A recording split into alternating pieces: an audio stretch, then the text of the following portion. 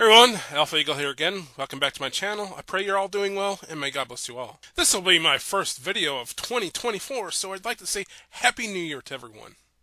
And before we begin, I'd like to ask you to not go after anyone who I'll be talking about in this video. I've been both a Marvel and Star Wars fan for most of my life.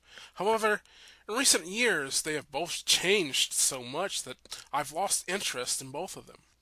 Many entertainment brands have catered to a specific demographic, whether that be men, women, a specific culture, or a specific age group. For example, the recent Barbie movie was catered to women. Now, there's nothing wrong with this. In fact, it's good for a brand to know who its audience is and cater to them. Certain brands even try to expand their audience, and again, there's nothing wrong with this. In fact, it's also good, as the larger the audience, the more profit the brand will make. However, the trick to increasing a brand's audience is to gain new fans without alienating the current audience. And unfortunately, in my opinion and in the opinion of many others, Disney's Marvel and Star Wars has pushed away their loyal fans that they've had for decades for a so-called modern audience who never really liked Marvel or Star Wars in the first place, and Disney has suffered financially for it. Both Star Wars and Marvel were traditionally male brands. In fact, that's why Disney bought them. Disney had great success with their Disney Princess brand with a female audience.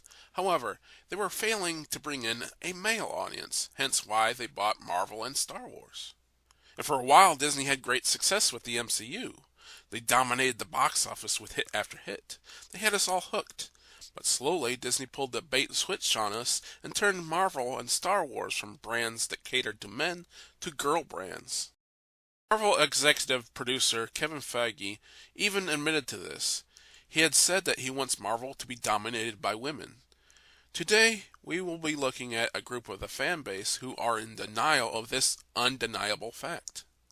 Chris Gore made a tweet about the fact that Marvel and Star Wars are now girl brands.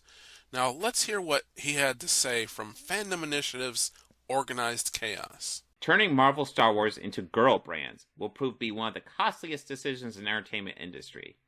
Before we hear Organized Chaos's response to Chris Gore's tweet, let's hear what he had to say about honesty. When you have a big platform, there should be kind of a responsibility of that platform to honestly push, at least try.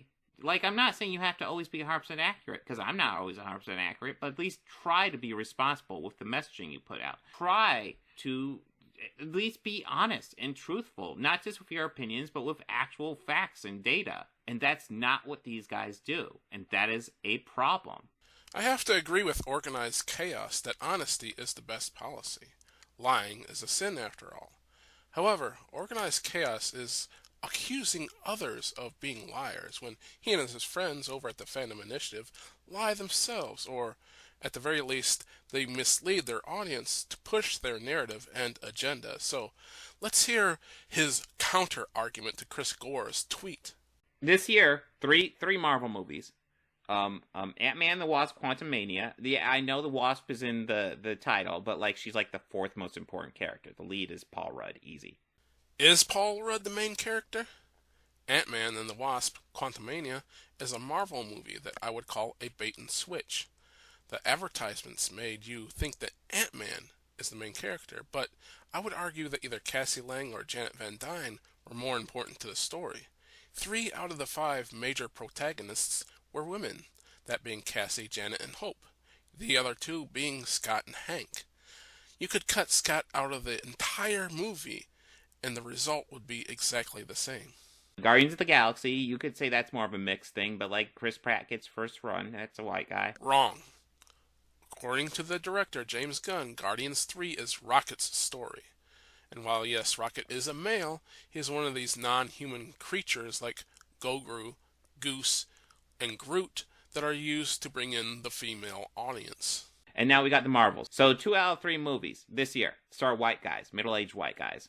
And then last year, it was Doctor Strange and the Multiverse of Madness. I'm pretty sure Benedict Cumberbatch is a middle-aged white guy. Again, Doctor Strange Mom was another bait and switch. Doctor Strange was the title character, but the movie focused on Wanda and America Chavez. And just like Ant-Man and Wasp: Quantumania, women outnumbered the men in the main roles, the women being Wanda, America, and Christine, while on the men's side we had Doctor Strange and Wong. There's even a scene in Doctor Strangelove where Wanda easily defeated the men in the Illuminati. The only members that gave her a small bit of difficulty were the women. And again, I would argue that if you cut out Doctor Strange from the entire movie, the outcome would be exactly the same. And in the end credits, we saw Clea, which I'm sure will upstage him in the next movie. Thor: Love and Thunder. Pretty sure Chris Hemsworth's middle-aged white guy. This is another bait and switch. In Thor: Love and Thunder, Thor is often upstaged by Jane Foster. She steals his weapon and somehow gains his powers. He's stripped down and humiliated while the women do nothing to save him. This was clearly done to appeal to the female audience. Valkyrie still holds the title of King of New Asgard. The usage of the word king is grammatically incorrect, by the way. Thor is literally cucked and is forced to take care of a daughter, not a son, a daughter who is not biologically his. She is the daughter of a villain who tried to kill him, and Thor gives her his powers, while Jane Foster gets to avoid her responsibilities and go off to heaven to be with Thor's best friend. And then we get Black Panther: Wakanda Forever. Again, 2 out of 3 movies starring middle-aged white guys. Like, what the fuck about that is girl brand? I just proved that the men weren't really the stars of those movies. Also, notice that he completely ignored the TV shows, which are a part of the MCU. Shows like Miss Marvel and She-Hulk, which had female leads, and other shows like Secret Invasion, which was another bait and switch, where the real protagonist was a woman. And since Organized Chaos purposely omitted these TV shows, that makes him... You should listen to your own advice, Organized Chaos, and stop lying. Take a look at what other Fandom Initiative member Airrickdebunks had to say about Chris Gore's tweet. Actually, he's very wrong. He's obviously not a fan of comic books, and anybody who thinks that comic books did not include strong, powerful women in storylines isn't a real comic book fan. You haven't been reading comic books very long, or not many comics. Okay, I'm honestly a bit confused. Eric claims that Marvel is not a girl brand, yet he claims that anyone who likes comics knows that comics have had strong, powerful women in them for a long time. So, does that make Marvel a girl brand or not? For one thing, these Fandom Initiative guys claim to be ambassadors and not gatekeepers. Yet Eric just claimed to be the arbiter of who's a comic book fan and who is not. And he made the judgment that Chris Gore is not a comic book fan. That is gatekeeping. I don't believe that Chris Gore said anything about strong, powerful women. So where does Eric get that from? Also, people on the left have perverted the term strong, powerful woman. It used to mean emotionally mature and capable, yet feminine women. The left have turned that phrase into physically strong, emotionally immature, and masculine. See you next Tuesdays. An example of an actual strong, powerful woman in the MCU is pre-Black Widow movie Black Widow. She was physically strong in a believable way, yet used her femininity. A great example of this is the scene in the Avengers where she tried to recruit Bruce Banner. We saw that she could physically defend herself if she needed to, but she still could use her femininity and likability to persuade Bruce to help the team. And like a traditionally strong, powerful woman, she wanted to have children even though she couldn't have them. Whereas the leftist version of a strong, powerful woman is Carol Danvers, who is physically strong but emotionally immature and very masculine and very, very unlikable. And she doesn't seem to want to have children. Another example is the MCU version of She-Hulk, who is also physically strong but emotionally immature, masculine, and unlikable. She doesn't seem to be interested in having children, she just seems to want to sleep around, which is the opposite of how she originally was in the comic. These women are actually weak and not strong at all, and that's the type of women Marvel is pushing onto girls in their now girl brand. What else does Eric have to say? So listen, since we're trying to equate sales to quality, do you realize the only Star Wars movies that have made $1 billion are the ones that were led by females? I mean, because that's what he's talking about, right? He's saying business decision, so I'm assuming he means sales. So yeah, all the female-led Star Wars movies have made over $1 billion total. None of the other ones have. None of them.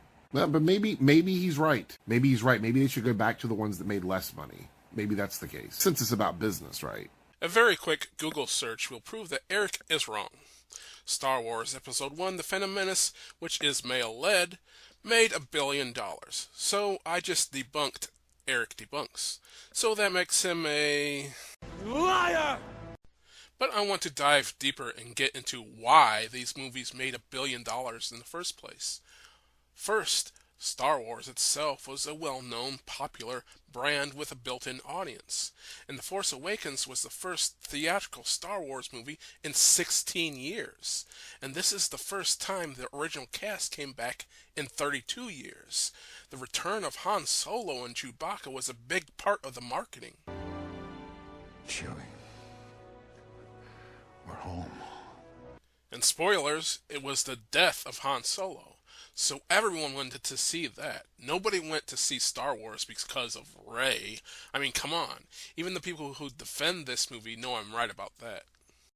The Last Jedi made less than The Force Awakens, but it did make slightly over $1 billion. The Force Awakens ended on a cliffhanger, teasing the return of Luke. So again, people came to see Luke, not Rey.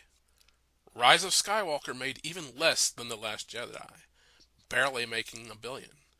Again, this was the last movie Carrie Fisher made before she passed away. Lando returned, and that was a big deal. And this was the final movie in this trilogy, so those are the reasons why this movie made $1 billion. Nobody honestly believes it's because of Rey. Again, barely broke $1 billion. And why? One word. Vader. Everyone was talking about the Vader scene at the end. Even people who didn't like the movie liked that Vader scene. I liked that Vader scene. Now, be honest, nobody wanted to see that movie before Jyn Erso, so the idea that any of those movies made $1 billion because they were female-led is absurd.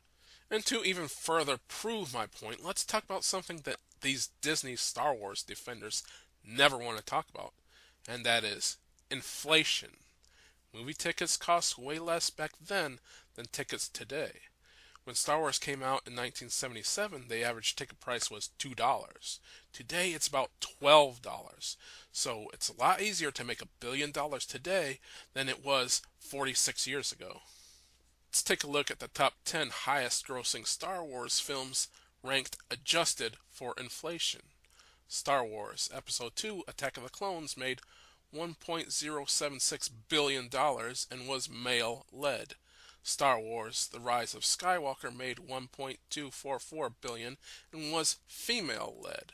Rogue One, a Star Wars story, made $1.303 billion and was female-led. Star Wars Episode 3 Revenge of the Sith made $1.317 billion and was male-led. Star Wars Return of the Jedi made $1.413 billion and was male-led. Star Wars The Last Jedi made $1.616 billion and was female-led. Star Wars Episode 1 The Phantom Menace made $1.826 billion and was male-led. Star Wars The Empire Strikes Back made $1.935 billion and was male-led. Star Wars The Force Awakens made $2.586 billion and was female-led. Star Wars A New Hope made $3.790 billion and was male-led. So, the majority, with 6 out of 10 of the highest grossing Star Wars movies, are male-led.